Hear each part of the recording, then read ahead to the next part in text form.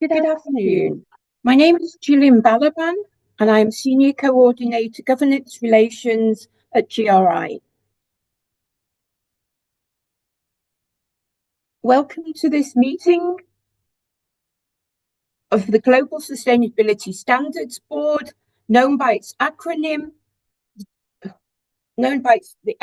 GSSB, held on 20 February 2025.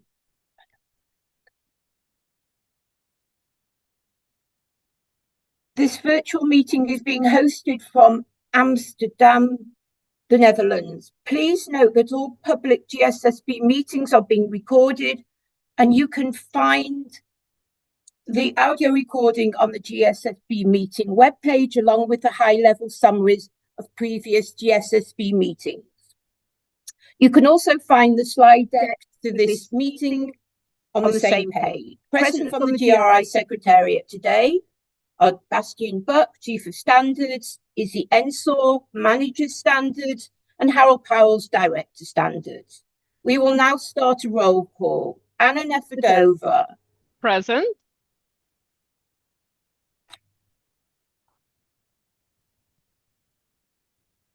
Could you hear me, Jill? I can hear you now, Anna. Thank you. Great, present.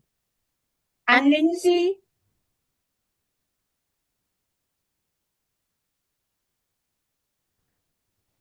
Annie's on the line. We will try her a little later. Chilandra De Silva. Present. Thank you. Charles Chu. Present. Deborah Ing. Present. Felipe Martinez Rodriguez. Present. Galia Tisankova. Present. Julia Genuadi. Julia is here, but she says she can't hear us. Oh, okay, then we'll come back to Julia. Jeff Robertson. Present.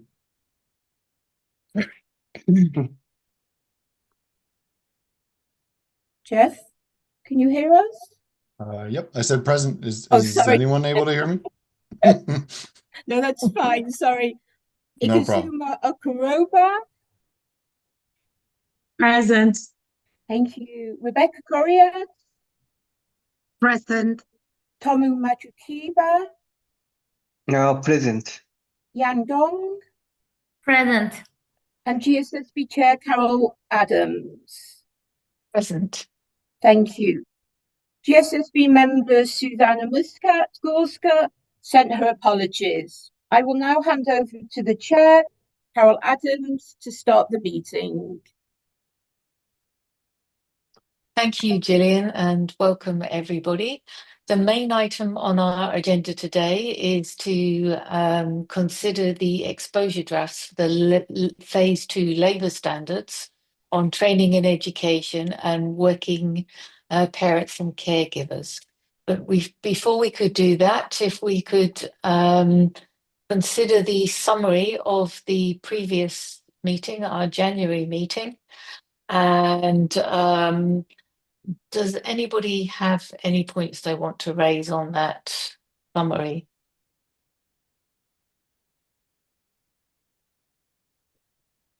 No, I wanted to just ask what the process is for sort of tracking the follow through on the points that were made by GSSB members on those exposure drafts. There were quite a lot of them. We've got a few dot points here, kind of summarizing the areas that they were in.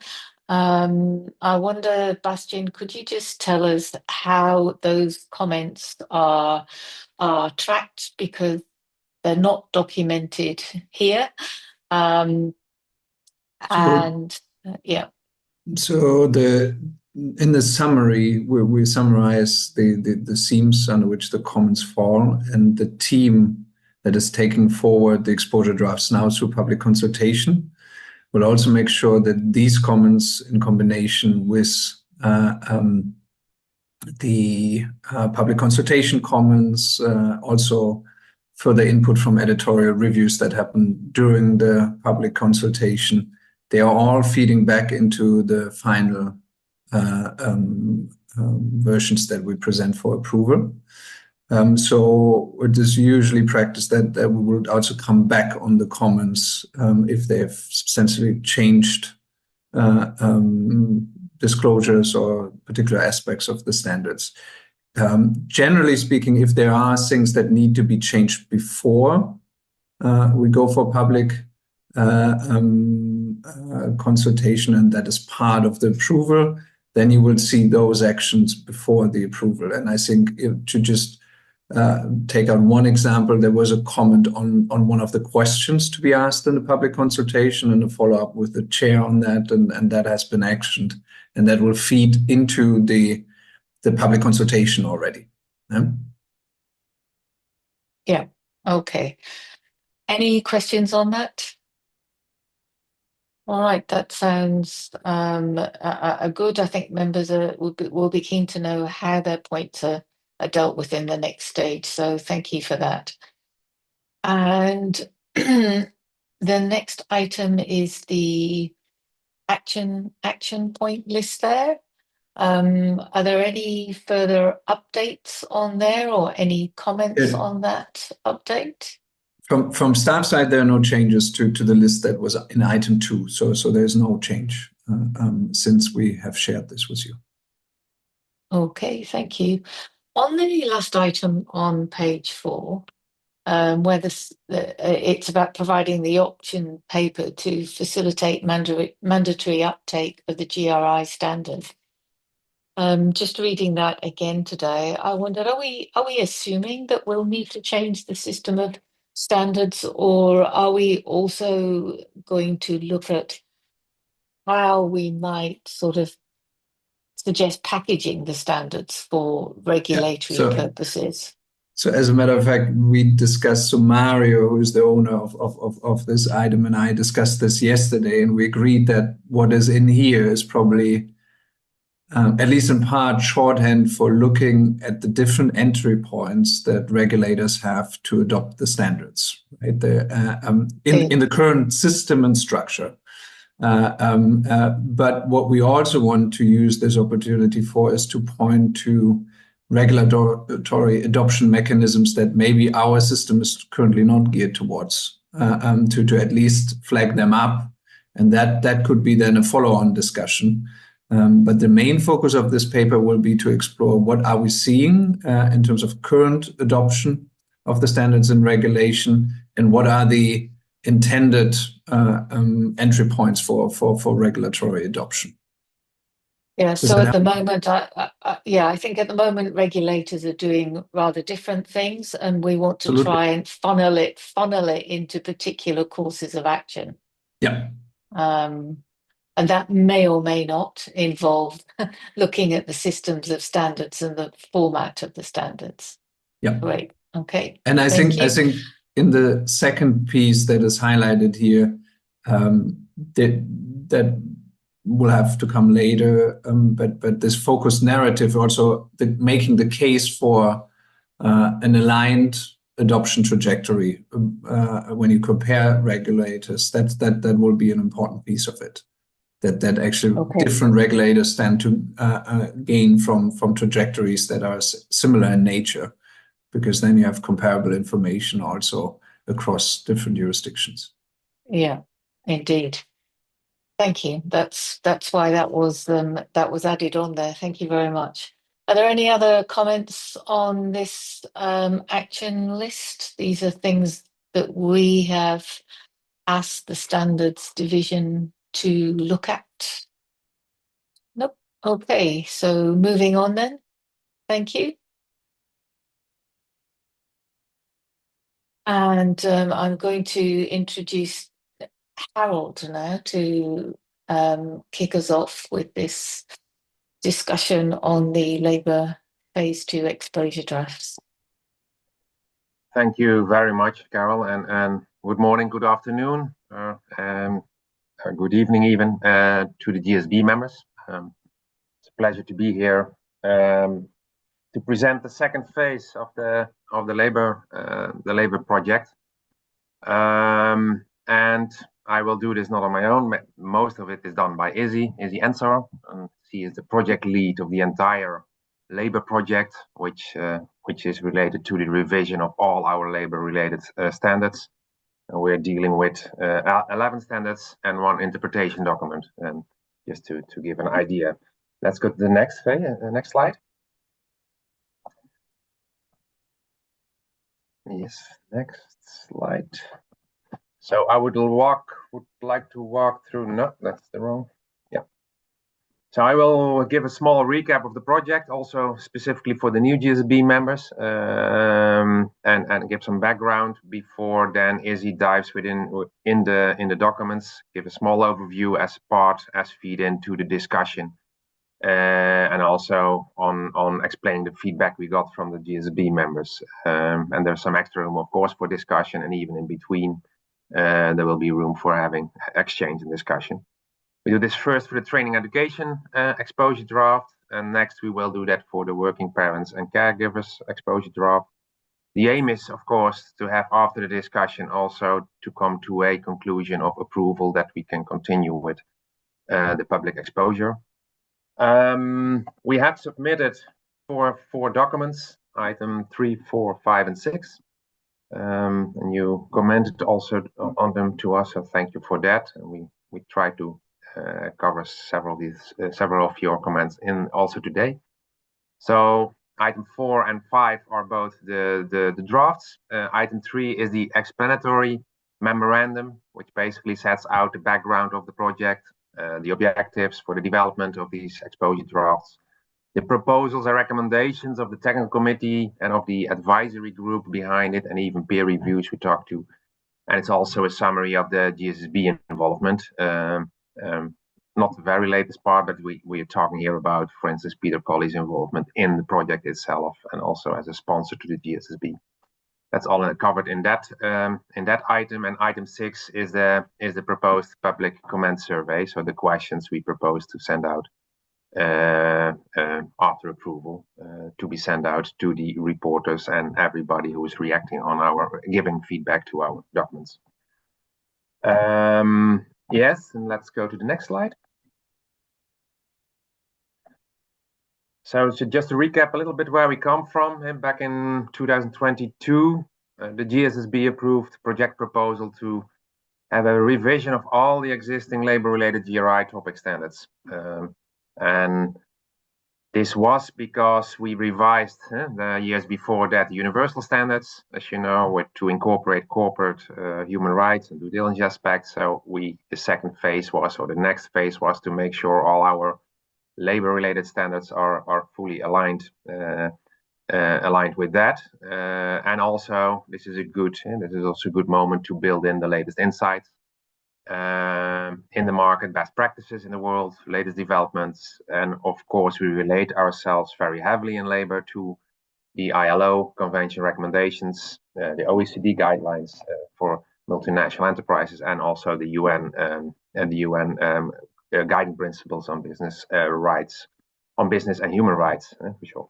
So that was back then. After that, I can go to the next slide. So after that, the two exposure drafts actually we are discussing today, they have been developed by quite a big group of experts, and that's composed by the technical committee and advisory group. This group is, of course, approved by the GSSB after the approval of the project proposal. Go to the next, please. Yeah. Oh. Thank you. And for the development of these two standards today, about 20 experts were involved throughout the entire process till now. They helped us tremendously in giving input based on each of their expertise, drafting, commenting, and that led to the two drafts we have today on the table. Technical committee members participate, and also advisory group members participate on an individual capacity. Important to know. And they are employed by their organizations, and basically the organization we mentioned here in the slides. And for labor, particularly because it's a labor topic, we have in the TC, with agreement of the GSSB, have a very balanced representation between employers, the workers, the global union. So we have representation in balance. So representation in the same balance from each of the three organizations of IOE, ILO, International Labour Organization, International Organization of Employers, and the global unions. And they come up with the final recommendation of the drafts, which we have today also on the table. Also, it's good to know that the experts not only represent the different constituencies on the right-hand side in combination with the left-hand side, but also different regions, basically all the regions in the world. For those regions or even capacities we need extra input, we will take extra efforts during the PCP. We do that always in our PCP to take every effort which possible to get, for instance, certain expertise in the development or certain countries or regions where we think we need more input from. And but basically, thanks to the input of the TC and the IG, we are here where we are with the standards. And next to this, we also had a much broader peer review group. It's also good to know it's not only these about 20 experts, but they're even more involved in the preparation. Let's go to the next. So what are we talking about? Just to recap. So last year we brought phase 1 to the GSSB for approval for public inquiry. Public inquiry has ended, but these first 4 documents. So the employment one, remuneration and working time, significant changes for workers, and the control of work standards interpretation. It was an interpretation about language in the GRI 2, which we have new insights in, and that's why it was needed.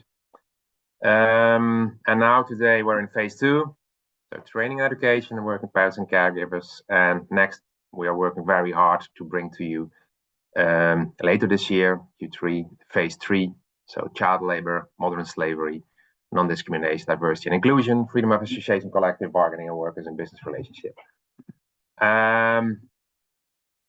Yes, one back, please. Yeah. Well, you can go to the next, Jill. One back, please.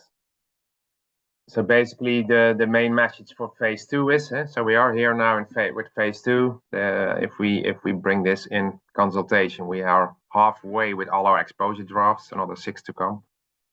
The phase 3, we keep them together, close together, or because they are very much interrelated with each other, more than phase 1 and phase 2. But of course, they're all interrelated. That's also the reason why we have this kind of sequence of 4, 2, 6. Which you see here, but today we're talking about discussion phase 2. Yeah, maybe before I give the floor to Izzy, of course, working life and career development, and in this case, working parents and caregivers. It's all about the impacts of an organization they can have they have on the life of the employer. And so this is about if an organization has this as a significant impact, then you take this standard. You have to basically report to all the disclosures in this standard, and the same for training and education, because I got some questions, saw some questions on that. If training and education, which is extremely important for the employment, I would say facilitate the learning of the person, the knowledge, the skills, just transition, etc. It's both for employee motivation and so forth and so forth. So I would say many cases in organization, of course, it's a significant impact, and then an impact where you would like to report upon material impact. But for each of the labor standards, you have to do these assessments, of course, separate, and this will be different for that's up to the organization through their GRI 3 process. So I think this is to give you a little bit of flavor of the entire project and how these two fit in this. And this, I think it's time to give the word to Izzy. Thank you, and thank you for GSSB for me to speak. And I just want to speak a bit about the 2 standards and also reflect a bit on the feedback with the time permitting that we've got. And I would just like to thank everyone, all the GSSB members, for your very thoughtful comments. I believe I've responded to them. There's a few that were late, but we will respond to them as soon as later after this meeting. So I'm just going to start off. with training and education. Yep. And this is a current revision of the current standard of GRI 404, training and education. The scope of the standard is for employees and workers who are not employees, but its work is controlled by the organisation. Training and education has often been noticed and discussed as it's important for workers' lifelong learning and also employability skills, especially in the ever-changing work environments that are ongoing, that workers can kind of adapt with the new challenges ahead. This standard focuses primarily on formal and non-formal education, training and education, and that is formal sort of ones set by educational institutes, and non-formal may not necessarily lead to an accreditation, but they are organised and intentional. The standard covers a broad range of training and education. So while it primarily, the discussion is on lifelong learning and employability skills, we also wanted to recognise that organisations play a huge role in training and education of all of their workers. So we also included life skills and awareness raising. So employability skills can be areas such as hard skills, soft skills, lifelong learning, areas such as basic numeracy and literacy, as well as digital skills, life skills. I think the example used was sort of how helping people in their sort of personal life, maybe sort of household financial management, and awareness raising. I think organisations play a huge role in raising awareness of workers' rights, and also areas such as health and female reproductive health, for example, has also been raised as important areas that organisations are already contributing to. I could move to the next slide. Yep. So this standard has been revised into 4 disclosures, and a fundamental theme, which is reflected in the first disclosure and the last disclosure, is that organisations should assess their training needs, set objectives, and evaluate their effectiveness.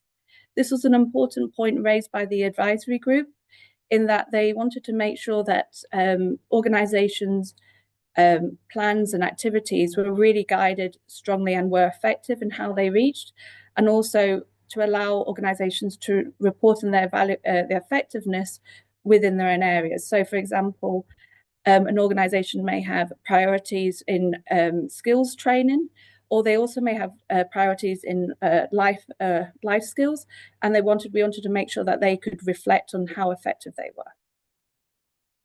Another revision has been on the metrics, and that's in Thread 3 on completed training education. For the TC, it was important to use the word completed.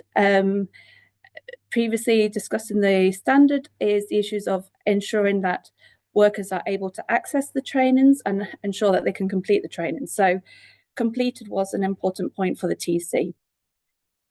The requirements includes the number of workers and number of employees and workers who are not employees who completed training and education, employee category and the types of workers who are not employees who complete them. Employee category refers to the sort of the skill level or in the HR system that the employee is in.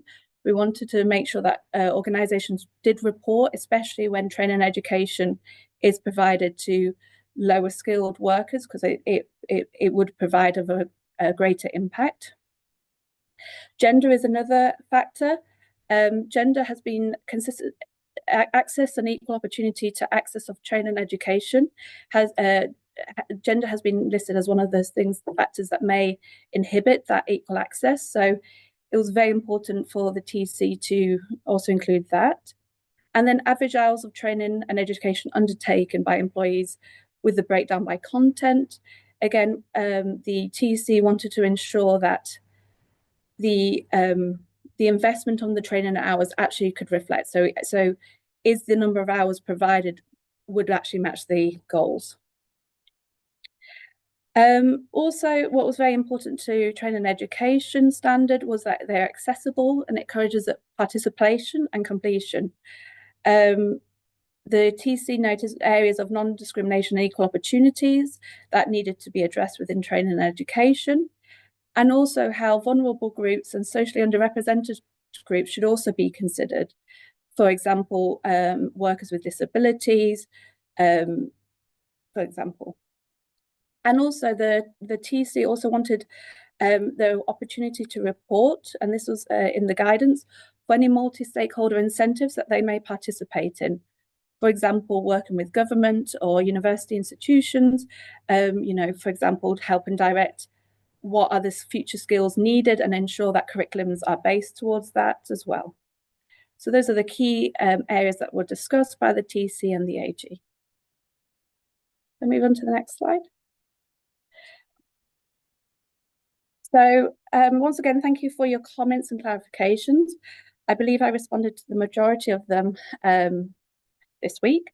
So some of the responses we can provide clarification on, some minor modifications we can implement, and thank you for some improvements that were suggested. Some of the issues I would like to discuss further for your reflection. So if I move to the next slide, sorry. So we had 42 comments from 10 GSSB members for the training and education draft. I categorized 25 as editorial related. So this included typos, suggestions for additional examples in the text, clarification, and also a few compliments. So thank you for those. And then also 17 technical related comments related to the core of the content we provided and everything like that. Most will be implemented prior to the consultation period. And the ones that we cannot, they can also be considered after with the PCP feedback. So the first example of the feedback from the training and education was regarding is there an opportunity for organisations to report mandatory and voluntary training and also how much hours is spent? And that is it is voluntary reporting to report if it's mandatory or voluntary, the training itself, but we do ask organisations to report the number of hours completed in their training to ensure that there is a sort of a breakdown of per subject area. So I hope that answered that response. Before I go on to the next standard, is there any questions from the GSSB? Yeah.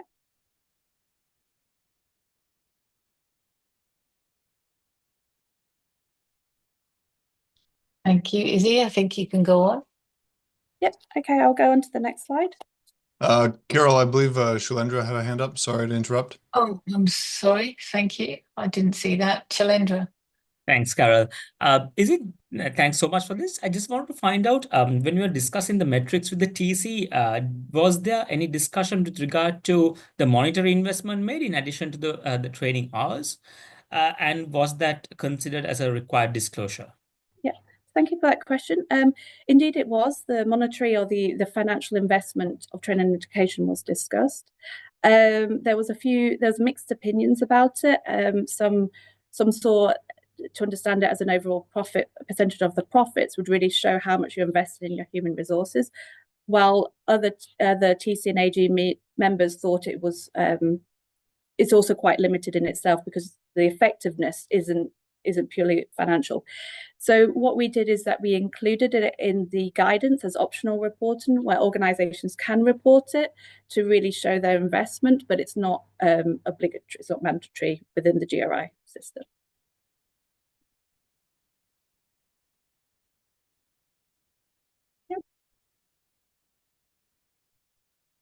Thank you, Izzy. If I'll go to the next slide, next section, about working parents and caregivers. So working parents and caregivers is a new draft, but it's actually a revision of a current disclosure of the current, GRI 401 employment and disclosure number 3. It is, while it involves a lot of time away, it isn't under the ILO. It isn't technically a working time issue. So it also sort of didn't quite fit into that standard, and also just and we wanted to kind of make it very clear and concise from the TC and the AG standard. Again, the scope of this standard is for employees and workers who are not employees. And this is also heavily based on a lot of intergovernmental instruments, which I've listed here, including the Maternity Protection Convention and also recommendation, ILO Convention on Workers with Family Responsibilities, and the UN Convention on Elimination of All Forms of Discrimination Against Women, as well as the UN Convention on the Rights of the Child. So if I move to the next slide, I can kind of go a little bit about the overview of the standard. So it discusses 4 main types of leave, which is discussed in the standard. First is maternity leave, which is sort of recognised as the period of leave after a woman has given birth to a child. Paternity leave for the partner as well during that period after birth or adoption of a child. Then we have parental leave, which is sort of leave to spend with the child while they're dependent. Again, I would just like to say the ages of this and the timing does depend on different jurisdictions, but it's to care for a child after the sort of maternity or paternity period. We also have caregivers leave, which is leave to take care of a family member or a household member that need your care as well. A key issue that was brought up by the TC and AG was the uptake of family-related leave, that there is a hesitancy, whether due to cultural reasons, due to gender reasons, or to take up leave available to them. So that was a key issue that the TC and the AG wanted to address. Another key issue was the reintegration of workers and employees after they've taken leave, especially maternity leave. That after this life event, that making sure that persons can come back to work and work to their full abilities with that. Also, what's important nowadays is working time arrangements as well. So the hours of work and the volume of work, and also childcare policies as well, which have all has been shown to help employees be able to stay at work longer and be able to join the workforce.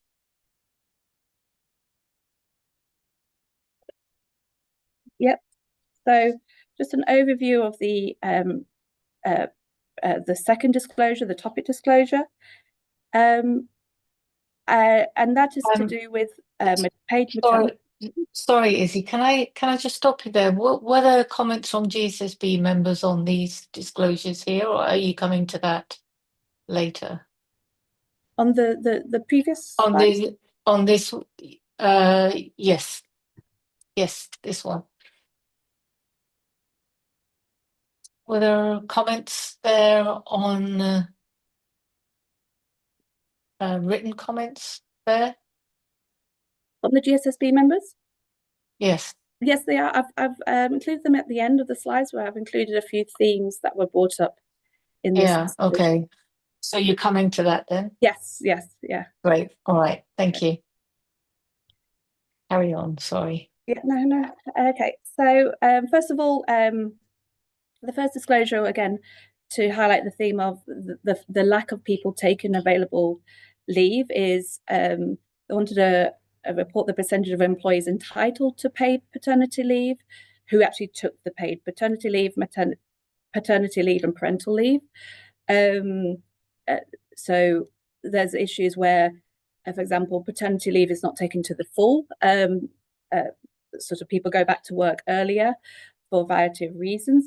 And here, when we say entitled, we mean those that by company, organizational policy or law are entitled to take this leave. So that's how we defined it. We also included the average number of weeks taken as the percentage of maximum weeks allowed. This is again just to make sure that people are taking the full amount of leave available, and that to be able to do that, an organisation would have to encourage and make sure that it's available, and in working culture that this can be available.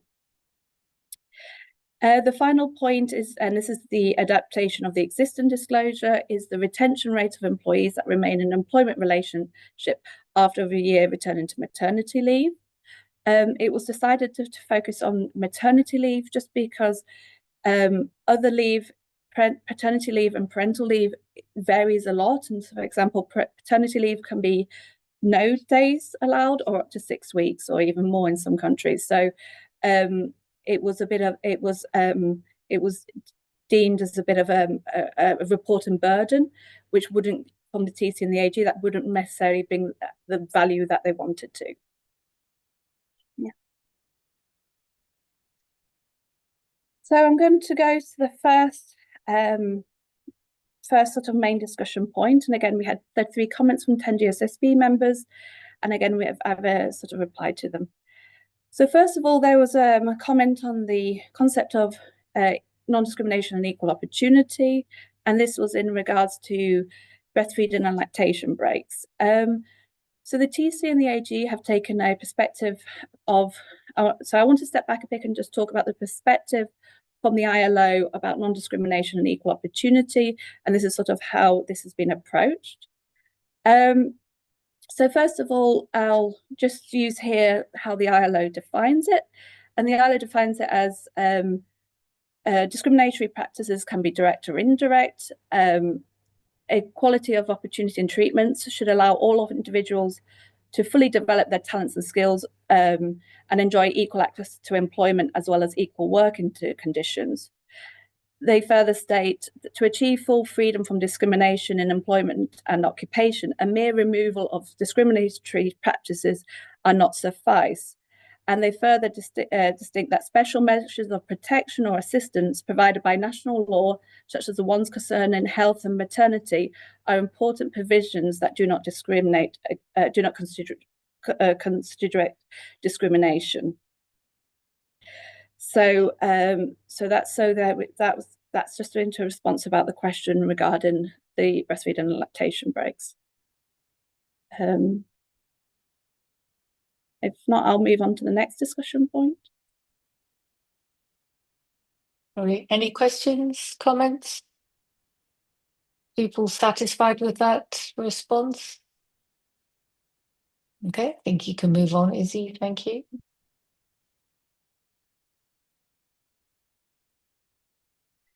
The next question is regarding feedback versus unpaid and paid versus unpaid leave.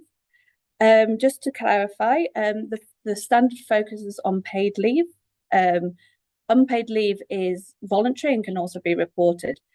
The reason for this is from discussions with the TC and the AG that while unpaid leave provides a lot of flexibility to the employer and worker and can really benefit, it isn't a provision that a lot of households, especially those with lower incomes, can afford. And paid leave makes more of the difference and more of the impact when it comes to taking parental leave.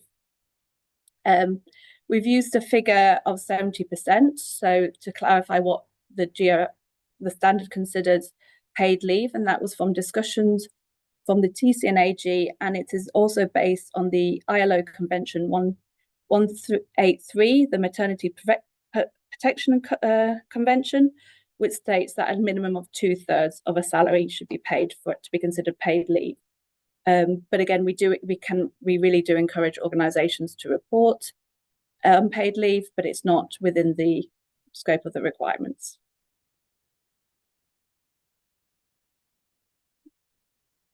Any comments on that one? Everybody happy with that? Okay, thank you. Moving on, I did see somebody made a comment about flexibility being a good thing, and unpaid leave is part of that flexibility. So I think it'd be good to see that that reported as well. Thank you, Izzy. And then the final one, I'm briefly touch back on it, and that was for the second disclosure regarding number of employees entitled to paid maternity leave, paid paternity leave, and paid parental leave. We used the word entitled just in accordance to the ILO Maternity Convention. We tried to keep the wording similar. And to clarify, this is also for employees who are entitled and are caring for a dependent child or expecting a child through birth or adoption entitled to that. So there was also a comment, for example, especially when organizational policies may top up or increase paid leave. Sort of example, for example, the employees or the workers' tenureship, and that was included in the guidance, saying, if there's a difference, that should be reported. So, is there any more comments or observations?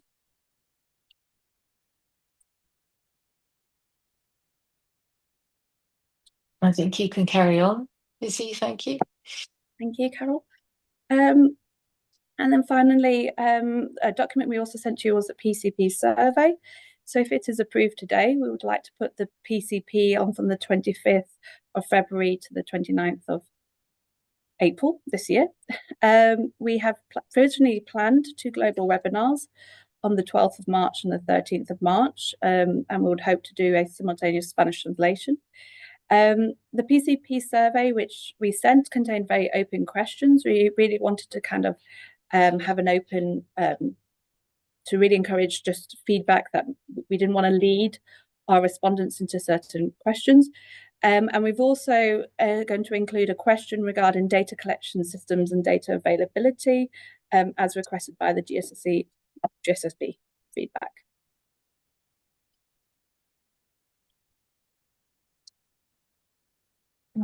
Okay. Yeah. Thank you. That's good. And if I go, yeah. Good to have that question in there. Thank you. And I'm just going to hand over to Gillian, because I think the next slide is unless there's any questions, I think the next slide is the approval. Okay, thank you very much, Izzy, and thank you for considering all our comments and responding to them.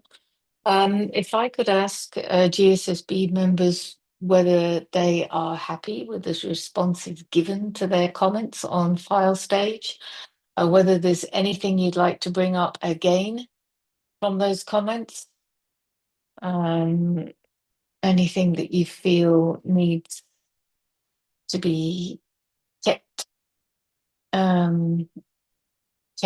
in our purview. Jeff? Hello, thanks, Carol, and thanks, Izzy. Just 2 quick questions. One was, in cases where we use a term that's kind of a term of art, and we don't define it, I think there was a couple I suggested, and one you responded with the definition, which is great. But I was bringing it up, should we have this in the standard, if we're going to use this term? So just a point of clarification there. I don't know if we have a protocol about what terms get defined and which ones we point to an external source and all of that. So I responded. You had very good questions about. Yep, social protection itself was defined, so we can include that. So as a whole, we can always define a term in the glossary, in the guidance, and we try to use as many authoritative instruments to base our definition of. And also we also further along will start including, maybe adding new terms to the glossary that are used a lot. For example, workers who are not employees is used a lot. So we can also reflect on what could be added to the glossary when the revision of the GRI standards is in. Yeah. Okay, sounds good. And second question was, I think in response to at least one of my comments and maybe a couple, you had said, we'll take this comment forward to the non-discrimination project. So I just wanted to confirm, is that already in a log somewhere, and the AG and TC will consider it in that process? Okay. Yep. So Perfect. I think the examples you had were regarding promotion and yes, exactly. promotion. Yep.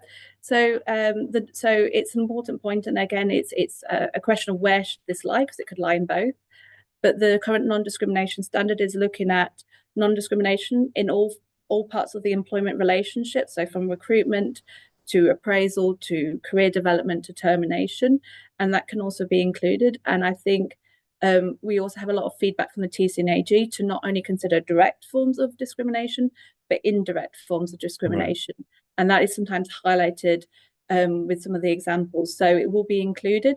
and it also can be reflected on as, for example, and I also know for sure, for example, the maternity convention, non-discrimination is listed as a core part of that, as well as a group that should be aware that shouldn't be discriminated against. Perfect. Thanks very much.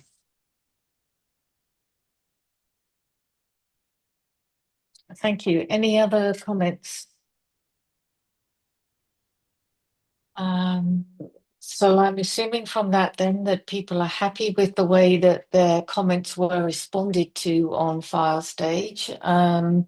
We don't have a means here in this meeting of making all those comments public and going through each individual one, but the standards division did go through and respond to those comments for the benefit of the GSSB members here today in making our decisions about these exposure drafts. So thank you to everybody for making those comments, for reviewing those exposure drafts. And thank you to Izzy in particular for responding to the comments.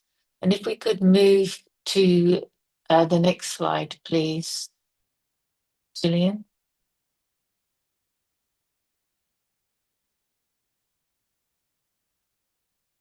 No? Okay. Can I take it that we can approve these documents, items 3, 4, 5, and 6, these exposure drafts and the surveys that go with them? I'll ask one more time. Anybody have any concerns about any of the disclosures, guidance in these exposure drafts? No. Okay, then we can take it that those documents are approved. Thank you.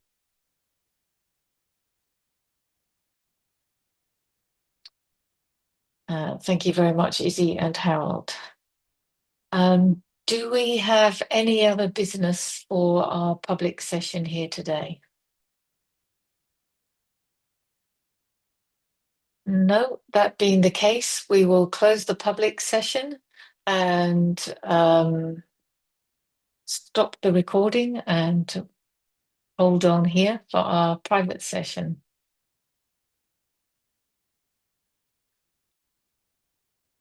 And I will ask everyone to leave for the private session.